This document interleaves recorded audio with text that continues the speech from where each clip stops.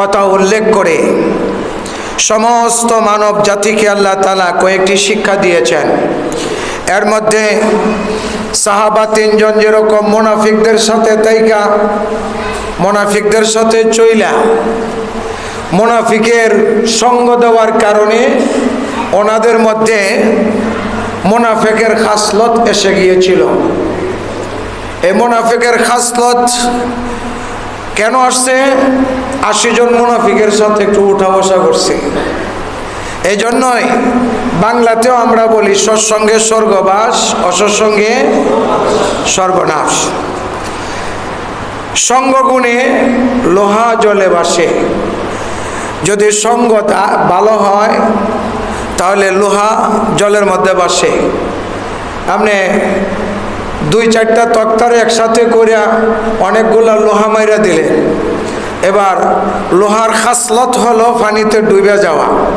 এখন আর ডুবে না, এখন সে দিব্যি নদীতে বাইসা চলতেছে। কেন? ওই এখন সে সঙ্গ নিছে কাঠের সাথে, কাঠ বাইসা থাকে, লোহাও এখন বাইসা রয়েছে পানির মধ্যে, আর ডুবে না।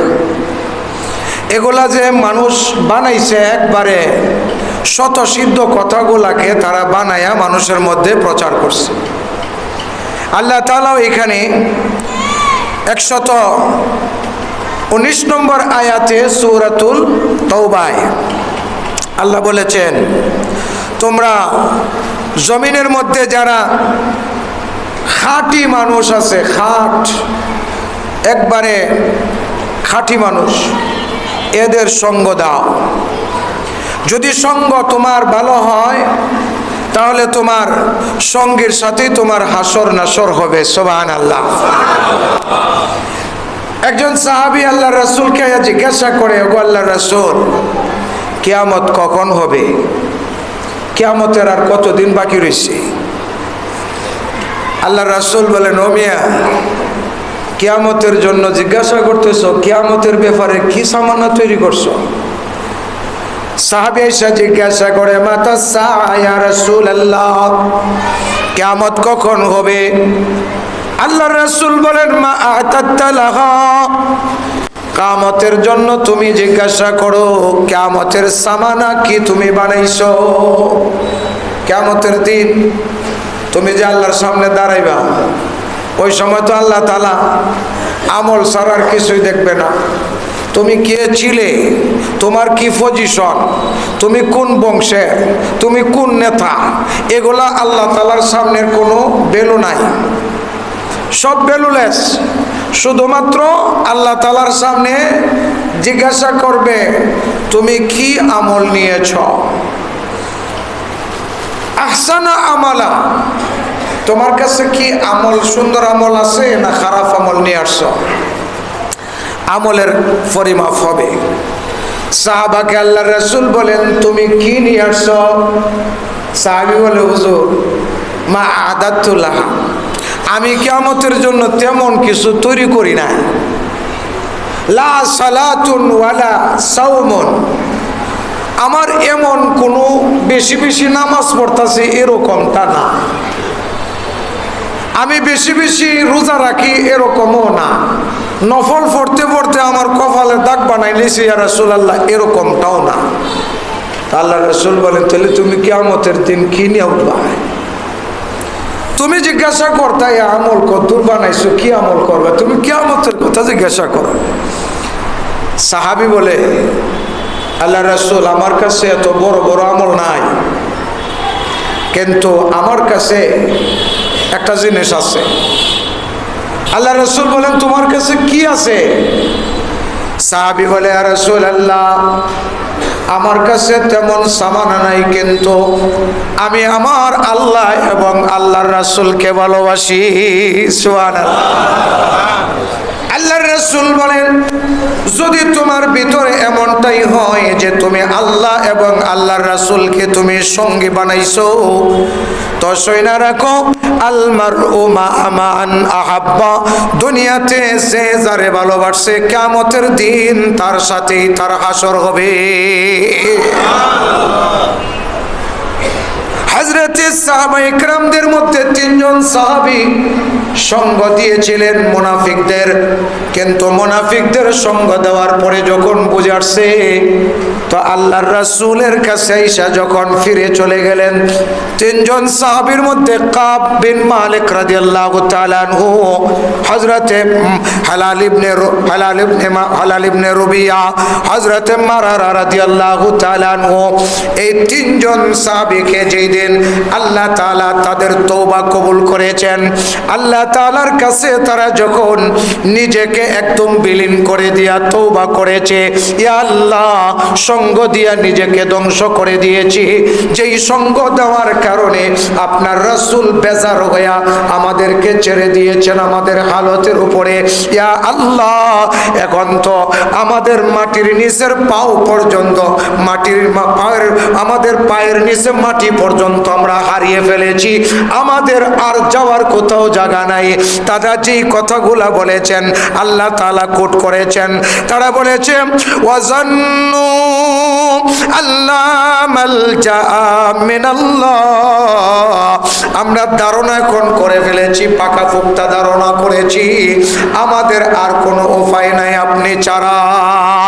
जो करता है तू चुपके जहाँ से कोई देखता है तुझे আসমান সে, যখন যেইটা তুমি যেই জায়গার মধ্যে করো তুমি সব সময় ধারণা রেখো তোমার সাথে একজন আছে, এই জন্য তুমি যেই জায়গায় যাও তোমার আল্লাহকে তুমি সব সময় সঙ্গে রাখবা। যদি আল্লাহকে তুমি সঙ্গে রাখতে পারো তো কিয়ামতের দিন তুমি আল্লাহ তাআলার জান্নাতের বাসিন্দা হইতে পারবা। সর্বক্ষেত্রে আল্লাহকে সাথে রাখতে হবে, কারণ আল্লাহ ছাড়া তো আর কোনো উপায় নাই। এই তিনজন সাহাবী যখন এই কথা বললেন, লা মালজা মিনাল্লাহি ইল্লা ইলাইহি, আর কোনো আশ্রয় নাই, আর কোনো সাহায্যের জায়গা নাই, আর যাব কোথায়? মাটির নিচে গেলে নবী নাই, মাটির উপরে আমার সঙ্গীরা নাই, আমার যে পরিবারের বউ আমার থেকে আলাদা হয়ে গেছে, আর কোথায় যাব? যাওয়ার তো একদম জায়গা নাই।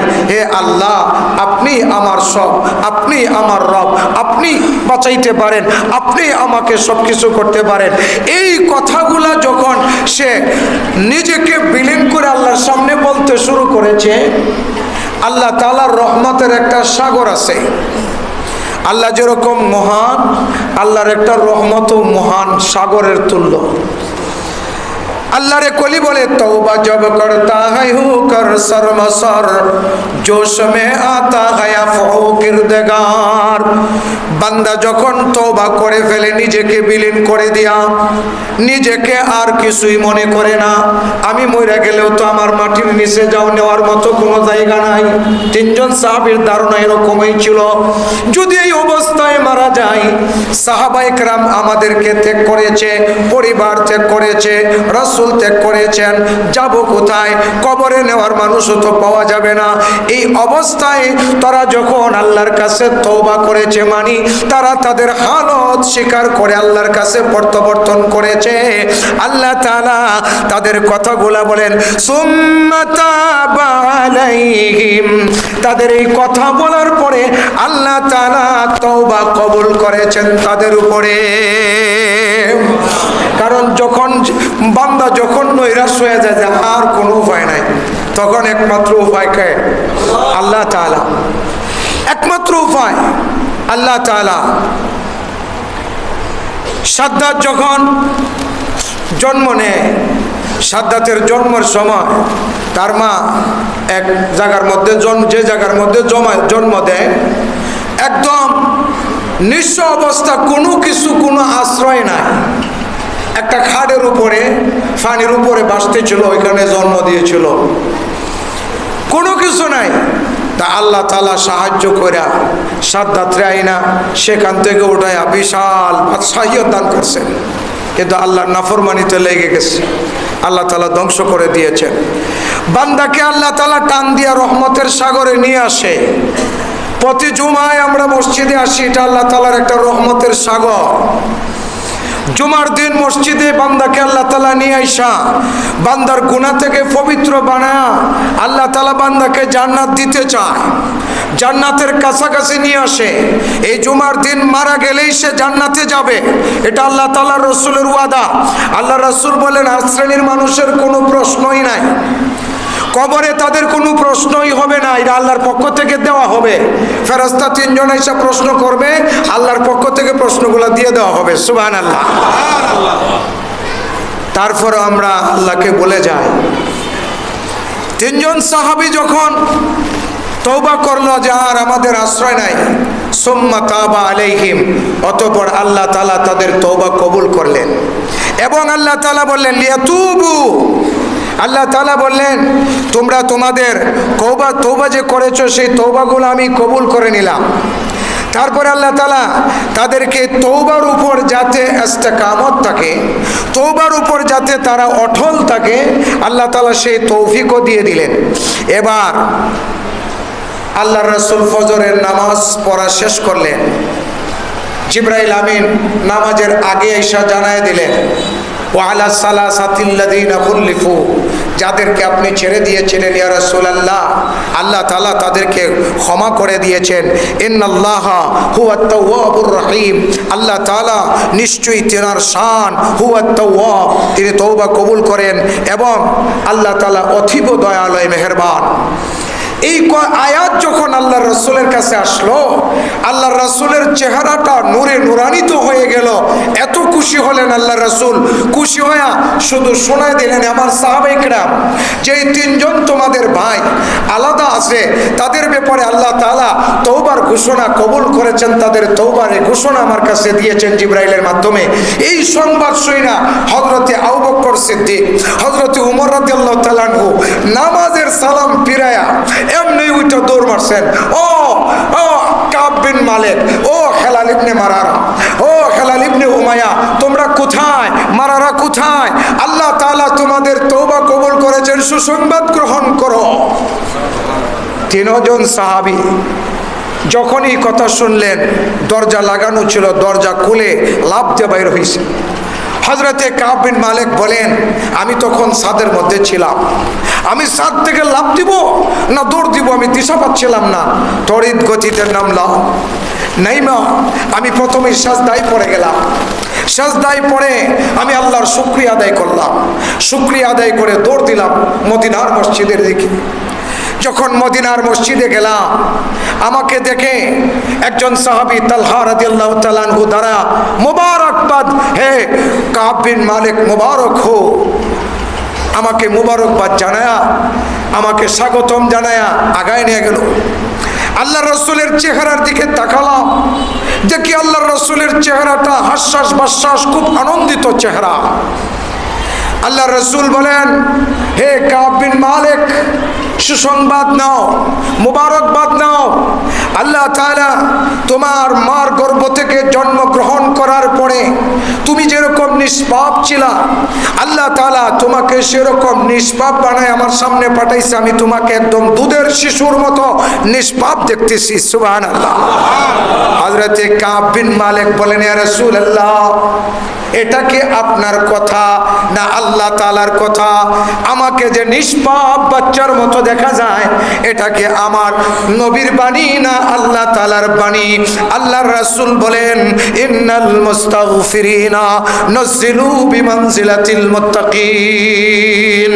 হে আমার সাহাবী কাব বিন মালিক, যখন কোনো বান্দা নিজের গুনাহ থেকে তওবা করে, নিজের অপরাধ থেকে ফিরে আল্লাহ তাআলার কাছে আসে, তো আল্লাহ তাআলা তাকে এমন ভাবে পছন্দ করে নেয়, গুনাহগার আর গুনাহগার থাকে না, সে আল্লাহর দুস্তুতে পরিণত হয়ে যায়,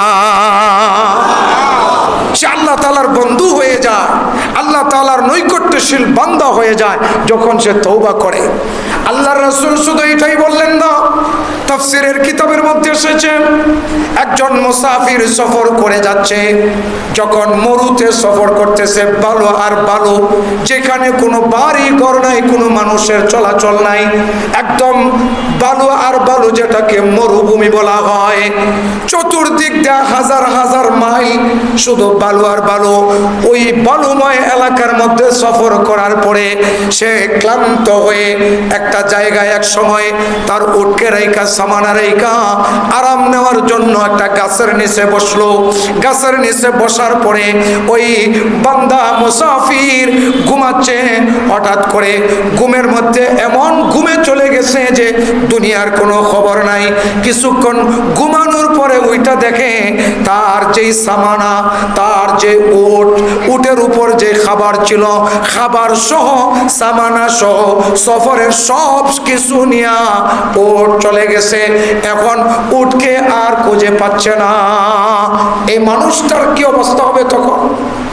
যার মরুভূমিতে সফর, হাজার হাজার মাইল চতুর্দিক দিয়ে, সেই জায়গার মধ্যে সেই বান্দা আছে সফর অবস্থায়, কিন্তু ঘুমাইছে, আরাম করতেছে। আরামের সময় তার যেই সফরের সব সামানা এগুলো হারাই গেছে।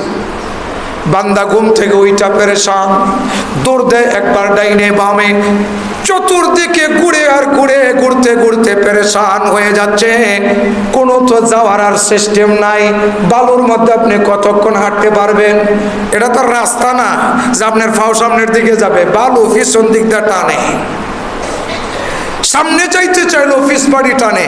আবার বালু কিছু গরম সারে, যেটা আগুনের পুলুঙ্গের মতো শরীরের মধ্যে আইসা লাগে। যারা হজে গেছেন, আরবের মরুভূমি সফর করার সময় যখন আপনারা মদিনায় গেছেন, দেখছেন গরম কাকে বলে। আমরা সফর অবস্থায় হঠাৎ 100-200 মাইল যাওয়ার পরে গাড়ি নষ্ট হয়ে গেছে। এখন কি অবস্থা, কি গরম, পাও পুড়ে যাচ্ছে। সেই অবস্থায় বালুর মধ্যে হাঁটা কোনো মানুষের পক্ষে সম্ভব না। সেই অবস্থায় মানুষটা ক্লান্ত হয়ে মারা যাওয়ার উপক্রম, মারা যাবে। সে বৈশা পড়ছে, লেঙ্গা হয়ে পড়ে গেছে।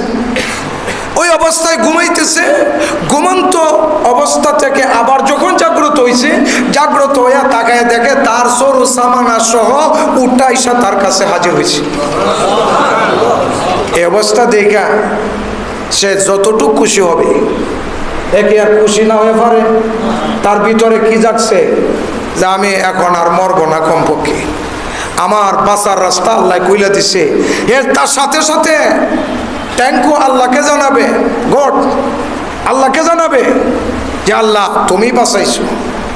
আল্লাহর রাসূল বলেন, বান্দা সামানা হারানোর পরে আবার যখন মরুভূমির ভিতরে সামানা পাইলে যত খুশি হয়, যেই বান্দা গুনাহ থেকে তওবা কইরা আইসা আল্লাহর কাছে প্রত্যাবর্তন কইরা আইসা হাজির হয়, আল্লাহ তাআলা বান্দার প্রতি ওই মুসাফিরের চাইতেও বেশি খুশি হয়। আল্লাহ তাআলা চায় বান্দা যেন আল্লাহর গোলামি করে। সেই জন্য আল্লাহ তাআলা বলেন, তোমরা জমিনের মধ্যে কোনো মুনাফিকের সঙ্গ দিবা না, কোনো সুদখোর গাঁজাখোরের সঙ্গ দিবা না, ইয়াবাখোরের সঙ্গ দিবা না। যদি তোমরা খারাপ লোকের সঙ্গ দাও তাহলে তোমরা খারাপের সাথে কিয়ামতে উঠবা। তোমার বন্ধু তোমাকে ছাড় দিবে না, তোমার বন্ধু তোমাকে যাইতা ধরবে। ইয়ারে বদ বদ তরবু আদ আজমারে বদ হক্কে জাতে পাকে আল্লাহ সামাদ ইয়ারে নেকু কুইরতা গাই আবি নাইম ইয়ারে বদ আর তোরা সুয়ে জাহিম। জাহিমের নামক জাহান্নামের চাইতেও খারাপ সঙ্গটা তার চাইতেও খারাপ। জাহিম নামক একটা জাহান্নাম, এই জাহান্নামের যে অবস্থা তার চাইতেও খারাপ অবস্থা হইল কোনো খারাপ বন্ধুর অবস্থা। এই জন্য আল্লাহ রাসূল বলেন, যখনই তুমি তা কাউকে বন্ধু বানাইবা, সঙ্গী বানাইবা, তুমি তোমার বন্ধুর দিকে আগে তাকায় দেখবা কারে তুমি সঙ্গী বানাইতেছো। সঙ্গী বানানোর ক্ষেত্রে সবচেয়ে সতর্কতা অবলম্বন করতে হবে, নয়তো দুনিয়াতেও বরবাদ করে দিবে, আখিরাতেও বরবাদ করে দিবে। যদি দুনিয়াতে আমি সৎ লোকদেরকে সঙ্গী বানাইতে পারি, সৎসঙ্গ যদি বানাইতে পারি, আল্লাহ তাআলা 5টা পুরস্কারের ঘোষণা করেছেন। সুবহানাল্লাহ। 5টা পুরস্কার যদি কোনো বান্দা নিজের সঙ্গীকে বাছাই করার সময় ভালো বাছাই করতে পারে। আর ভালোকে আল্লাহ তাআলা কোরআনে বলে দিয়েছেন, সূরা তাওবার 119 নম্বর আয়াতে বলেন, ইয়া আইয়ুহাল্লাযীনা আমানুত্তাকুল্লাহ ওয়া কুনু মা'আস সাদিকিন। এ ঈমানদারেরা, বিশ্বাসী বান্দারা, আল্লাহকে ভয় করো। ওয়া কুনু মা'আস সাদিকিন। সাদিকিন যারা আছে, সত্যবাদী বান্দাদের সঙ্গী হও। সত্যবাদী কারা? হয় 3 জন সাহাবী যেরকম মুনাফিকদেরকে বন্ধু বানায়া বিপদে পইরা, আবার এই বিপদের দুঃখের মধ্যে পইরাও তাদের সঙ্গ না দিয়া সত্যবাদীদেরকে ঈসা গ্রহণ করেছিল। হযরতে আবু বকরকে গ্রহণ করেছে, হযরতে ওমরকে গ্রহণ করেছে। আশরায়ে মুবাশশারা যারা আছে তাদেরকে সঙ্গী বানানোর কারণে আল্লাহ তাআলা জমিনের মধ্যে তাদের তওবা কবুলের ঘোষণা, এবং আল্লাহ তাআলা তাদেরকে দুধের শিশুর মতো মাফ করে দেওয়ার ঘোষণা দিয়েছেন। সত্যবাদীদের সঙ্গী হলে আল্লাহ তাআলা তেমনি ভাবে বান্দাকে তো তার জীবনের চলার পথের জীবন ডায়েরির সমস্ত গুনাহ মাফ কইরা আল্লাহ তাআলা সাদিকিনদের সঙ্গেই জান্নাত দান করবে। সত্যবাদী কারা? সাহাবায়ে কেরাম। প্রথম সত্যবাদী হলো সাহাবায়ে কেরাম। এর মধ্যে হযরতে আবু বকর সিদ্দিক, আশরায়ে মুবাশশারা 10 জন সাহাবী যাদেরকে আল্লাহ রাসূল জমিনের মধ্যে বলেছিলেন আবু বকর জান্নাতি, হযরতে ওমর জান্নাতি, হযরতে উসমান জান্নাতি, হযরতে আলী জান্নাতি, হযরত আবু উবাইদা তুল জাররাহ জান্নাতি, হযরতে সাঈদ জান্নাতি, হযরতে সাদ ইবনে আবি ওয়াক্কাস জান্নাতি। এরকম ভাবে আল্লাহর রাসূল 10 জন সাহাবীর নাম উল্লেখ করেছেন। এই 10 জন সাহাবীর মতো যদি কোনো সঙ্গী পাওয়া যায়, এরকম সঙ্গী যদি বানানো যায় জমিনের মধ্যে, তাহলে 5টা পুরস্কার আল্লাহ তাআলা জমিন এবং আখিরাতে বান্দাকে দান করবেন। সুবহানাল্লাহ। ওয়া আখিরু দাওয়ানা।